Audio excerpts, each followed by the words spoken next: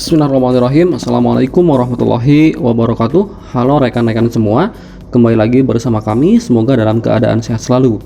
Baiklah, pada kesempatan kali ini kami akan berbagi sebuah informasi ataupun membahas tentang aturan baru dalam seleksi P3K Guru tahun 2022, di mana pada saat kemarin ada rapat koordinasi admin SSCASN yang telah kami himpun dan telah kami infokan di video kami sebelumnya.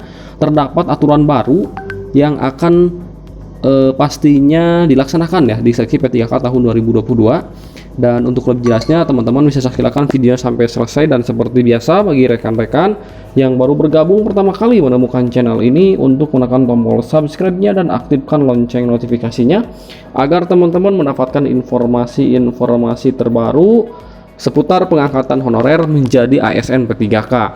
Baiklah, sebagaimana yang kita ketahui, teman-teman bisa kita saksikan ini salah satu kami berikan skema ya untuk seleksi P3K tahun 2022 ini, di mana kondisi pelamar pada saat ini ada 4 kategori, yaitu P1, P2 dan juga P3, dan yang terakhir adalah P4. P1 di mana guru yang lulus PG di sini ya, guru honorer yang sudah lulus passing grade di tahun 2021, terdiri dari THK 2, guru negeri, guru lulusan PPG dan juga guru swasta yang sudah lulus passing grade. Itu semuanya membuat akun. Nah, ini ya, teman-teman, semuanya membuat akun itu mohon maaf ya, tidak membuat akun, hanya mengupdate saja akun dari tahun 2021. Jadi khusus untuk P1 itu tidak membuat akun. Selanjutnya, seperti yang dikatakan pada saat kemarin rakor dari BKN, itu harus dan wajib seleksi administrasi. Nah, ini sangat penting sekali ya teman-teman. Teman-teman sudah lulus PG, P1, bahkan sudah digalang-galang sudah mendapatkan formasi, ada di sekolah induknya ada formasi dan bisa mengunci. Jika tidak lulus seleksi administrasinya, maka itu akan gagal teman-teman. Jadi di seleksi administrasi ini sangat penting, dan ada itu nantinya e-matre dan juga segala rupa mungkin ya, seleksi administrasi, jasa dan segalanya.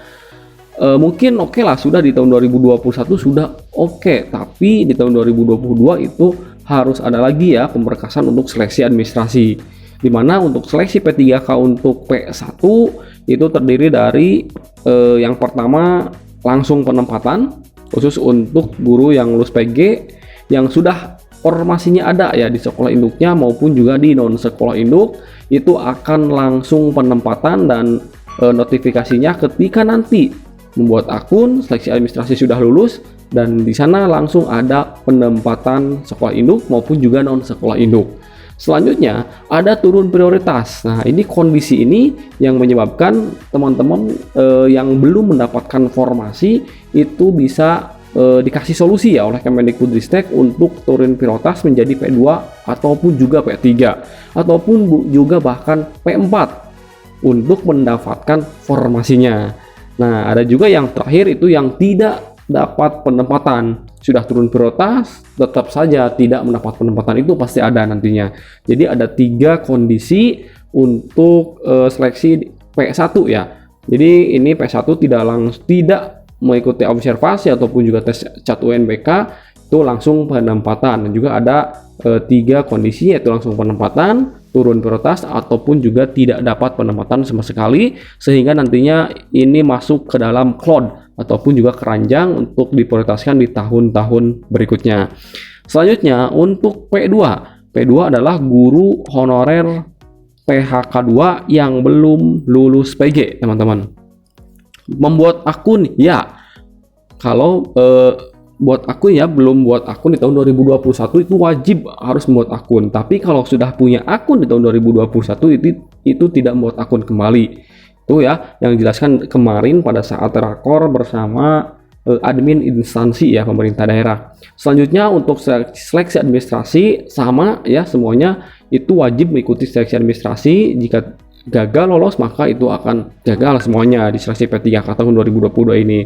Jadi penting ya teman-teman, penting sekali seleksi administrasi ini, dan teman-teman wajib ya untuk mengikuti seleksi administrasi nantinya di mana untuk ijazah, tanggal lahir semuanya lah antara NIK dan juga nama itu terutama ya, NIK dan juga KK itu harus saling bersinergi ataupun betul semuanya.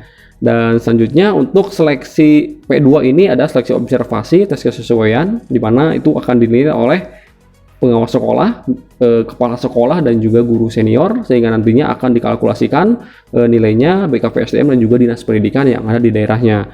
Sama ya untuk P3 juga, ini teman-teman P3 adalah guru honorer negeri yang sudah mengabdi minimal 3 tahun dan terdaftar di Dapodik secara berturut-turut. P3 adalah guru yang belum lulus PG ya di sekolah negeri. Kalaupun mereka tidak membuat akun, nah ini ya, ada yang bertanya, apakah saya termasuk ke dalam P3, tapi di tahun 2021 itu tidak pernah mengikuti seleksi P3K. Bisa saja itu harus membuat akun terlebih dahulu, meskipun mereka ataupun guru pelamar tersebut itu tidak pernah mengikuti seleksi P3K di tahun berikutnya. Karena sudah termasuk P3, maka itu akan seleksi observasi, tidak CET UNBK.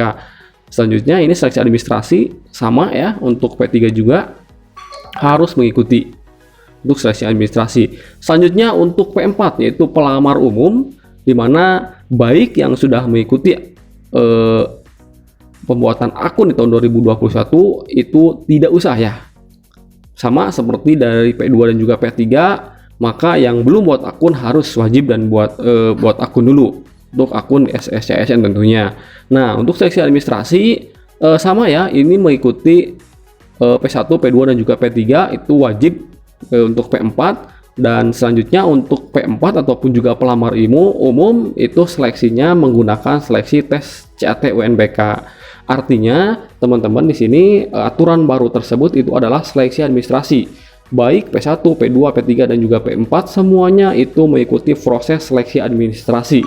Seperti yang disebutkan dan sudah mungkin teman-teman nanti akan mendengarkan sebuah paparan dari admin instansi BKN ya, yang pada saat kemarin rapat koordinasi bersama pimpinan daerah, terutama dalam admin instansi untuk pembukaan SSCASN. Nah, mungkin itu yang dapat kami ataupun admin sampaikan. Teman-teman nanti bisa simak arahan atau lebih jelasnya dari operator BKN ya teman-teman, dalam kemarin rapat koordinasi bersama admin instansi pemerintah daerah. Teman-teman bisa saksikan 2022 dan Kemendikbud bahwa kewenangan dari verifikasi seleksi administrasi itu sekarang tahun ini itu sudah di pemerintah daerah masing-masing. Jadi kalau ditanya tahun ini kita cuma ngelihat doang nggak Bapak. Tahun ini Bapak Ibu nanti ada untuk seleksi administrasinya. Itu sudah ada di Permen 20 2022, mungkin bisa dibaca. Kewenangan dari instansi gitu. Dan untuk seleksi administrasinya itu mirip seperti tahun-tahun sebelumnya. Jadi memeriksa dokumen dengan kesesuaian persyaratan. Di mana persyaratannya itu dikarenakan tahun ini P3K Guru adalah tahap 3-nya lanjutan dari tahap 2021. Jadi dokumennya masih sama Bapak Ibu. Ada 5 dokumen yang harus diperiksa. Kita tahu tahun lalu banyak sekali dokumen yang diperiksa oleh Kemendikbud ya. Itu ternyata D2 kok bisa. Nah, data-data seperti itu, maka di sini daripada nanti udah lulus sampai seleksi administrasi ternyata ada yang salah dari verifikasi Kemendikbud. Tahun ini memang permenpannya seperti itu. Gitu. Mungkin seperti itu, mungkin nanti ada tambahan-tambahan dari Mbak Idana atau Mbak Yaya atau dokumen atau teman-teman yang lainnya. Terima kasih.